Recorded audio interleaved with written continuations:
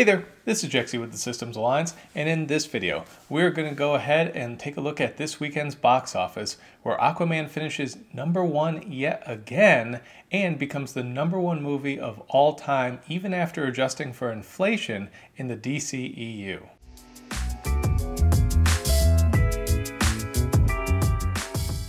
So for the third weekend in a row at the domestic box office, Aquaman finishes #1, bringing in an estimated $30.7 million. Now its domestic total now stands at just under $260 million, and it also brought in $56.2 million overseas, and its international total now stands at $681 million. Add those two together and you get $940 million for Aquaman's run globally, and this makes Aquaman the #1 movie in the DC film universe, DCEU, whatever you want to call it. I don't even know what they're calling it nowadays, but that means it passed, adjusted for inflation even, Batman v Superman, which held the #1 spot before Aquaman came along. So at this point, Aquaman sits at #4 all time for DC movies when you adjust for inflation, and it's behind Superman, the original movie back in 1978, which its global total stands at somewhere in the $1.1 billion range, and then you have both of the Dark Knights, The Dark Knight Rises, and then of course The Dark Knight, which are both in the $1.2 billion range. Now, this is huge because it looks like Aquaman has a shot at becoming the #1 all-time, even adjusted for inflation, movie in the DC universe. So that's pretty impressive for, look, previous to Jason Momoa, an Aquaman movie. I don't think anyone thought an Aquaman movie was going to be up there, but as it turns out, Aquaman's pretty cool and entertaining, and people want to see him. I think this is huge news for DC and Warner Brothers, or AT&T, since they own them now, just as a whole, because before Aquaman, people thought the DCEU was pretty much dead. I mean, think about it. We just had Justice League. But the interesting thing about Justice League is that it gave us characters we want to see more of. Just as Batman v Superman gave us Wonder Woman, and then of course everyone wanted to see more Wonder Woman, and then that movie was a smash hit and took off, especially domestically, but it was also really well reviewed. Aquaman now comes in, and the only time we really saw Aquaman was in the Justice League. I mean, that's where he was really introduced. You know, he had his part, but everyone liked him. So then he has his own solo movie, and that movie's actually good, and so people are just flocking to see Aquaman. And I think this really shows the strength of the DC characters when you put him in a good movie. You put him in a good movie, and it just makes money now. So it'll be interesting to see going forward how this affects a movie like, say, Shazam. Now, Shazam, formerly known as Captain Marvel, a character, you know, he's not one of the original Justice League members like Aquaman is, but Aquaman was arguably the least popular character out of all of those. Shazam, on the other hand, you know, he's a character that people know. I would say arguably they know better as Captain Marvel, and arguably better than the Captain Marvel of the Marvel Universe. But whether he's called Captain Marvel, Shazam now, I think he's still a character that when you look at the trailers, it looks like a lot of fun. You know, there's a lot of stress that people have, and they just want to have a fun escape. And I think one of the reasons why Aquaman's making a lot of money is that Aquaman delivers that fun escape for people. It's over 2.5 hours of just having a good time. So if Shazam can capitalize on that, it'll be just pretty interesting to see where it ends up. You know, the test footage is saying Shazam looks amazing, like just awesome.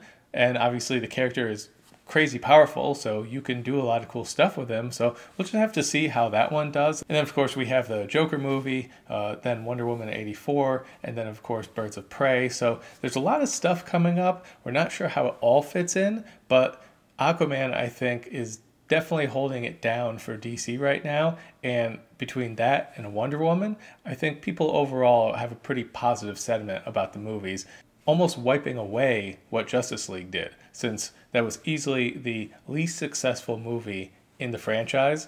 And then to come off of that with the most, that's pretty impressive. So in total, I'm thinking for Aquaman, I think it is going to reach 1.2 billion. The question is whether or not it reaches 1.3, which would definitely give it the record for all of DC movies. The $1.3 billion range would also put it on par with Marvel's best solo movie, which is currently Black Panther, and that's in the $1.3 billion range as well. So it'll be interesting if DC could end up having the #1 movie of all time for just a solo character in any comic book movie. But one of the things in Aquaman's favor is definitely the fact that it has yet to open up in Japan, which it does next week. So that's another huge territory. Obviously, it's crushing it in China. It's also doing very well in South Korea. So if it does very well in Japan too, that could definitely give it the edge to be that #1 movie. Now coming in at #2 this weekend domestically with 18 million is Sony's horror thriller Escape Room. So this movie was built on a $9 million budget, so the fact that it just doubled that in its first weekend is pretty impressive.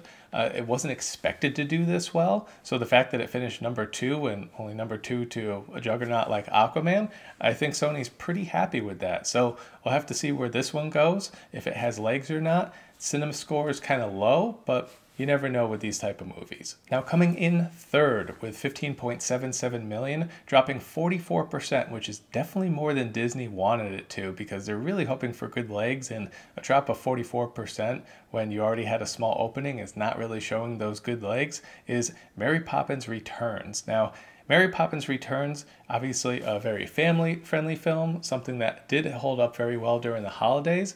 But now that the holidays are over, it's having a sharper drop than expected. 44% is not a drop that is normally that terrible, but the movie did cost $130 million to make. Mary Poppins' domestic total now stands at just under 139 million, and bringing in another 23 million from international markets this weekend, it now stands at a little over 119 million internationally. So globally, the film stands at just under 258 million. Now, Disney, they generally have a better contract for their movies domestically. You know, they, instead of 55%, they'll take about 60%.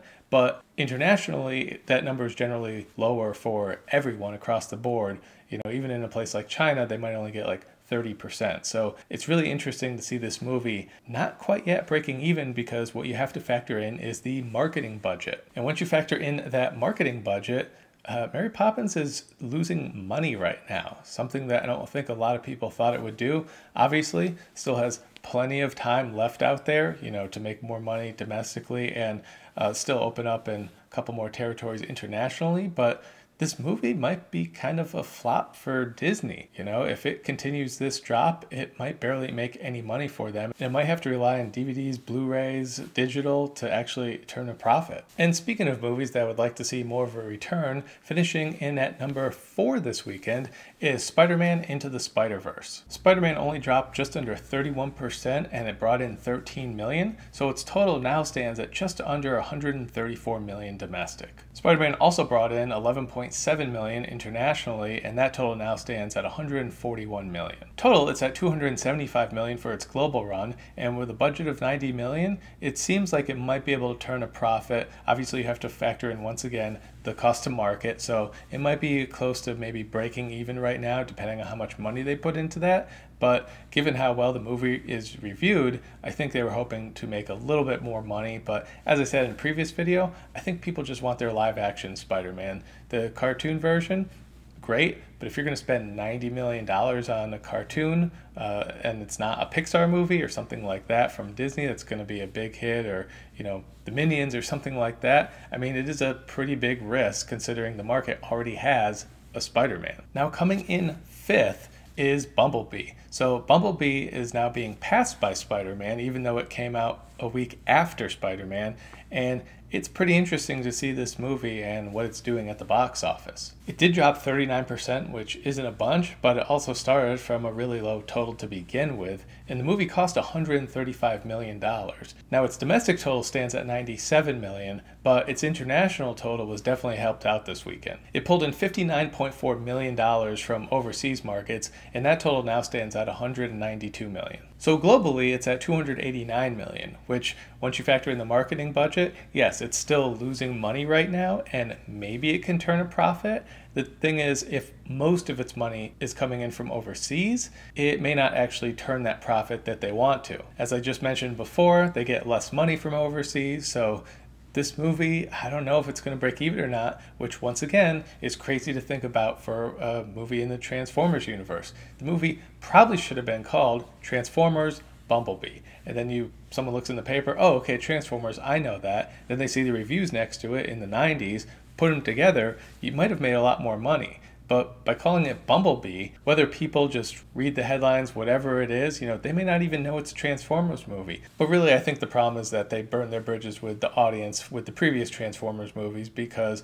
they were just so bad that people just don't want to see them anymore. I mean, the last one made hundreds and hundreds and hundreds of millions less than the previous one, and this one, it looks like it's going to make hundreds of millions less than even the last one. And so I don't know if Bumblebee will actually turn a profit for them. We'll just have to see at the end of the day if that happens. But for right now, it's looking a little bit shaky. So that's the top 5 for this weekend. A lot of it goes back to what I said the previous weekend with 3 movies kind of underperforming what people thought in Bumblebee, Mary Poppins Returns, and Spider-Man Into the Spider-Verse. They all released right next to Aquaman or at the same exact date as Aquaman. And clearly, Aquaman's not just the winner. It knocked all 3 of them down and maybe even out. So it's an interesting call from the other studios to release their movies so close together. And they're not just competing with Aquaman, now they're also competing against themselves. So I'm not sure that was the best call by the studios, but it's the call they made and it's the call they're going to have to live with. So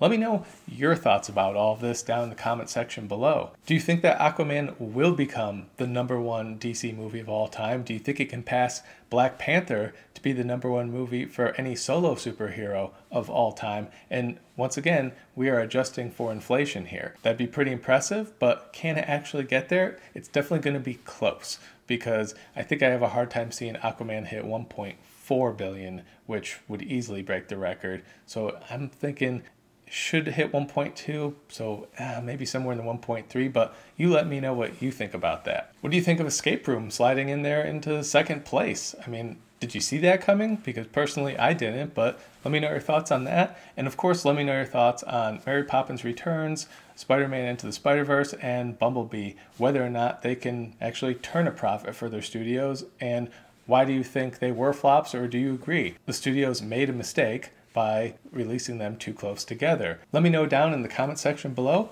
Be sure to like, subscribe, share, hit me up on Twitter, and we'll catch you next time.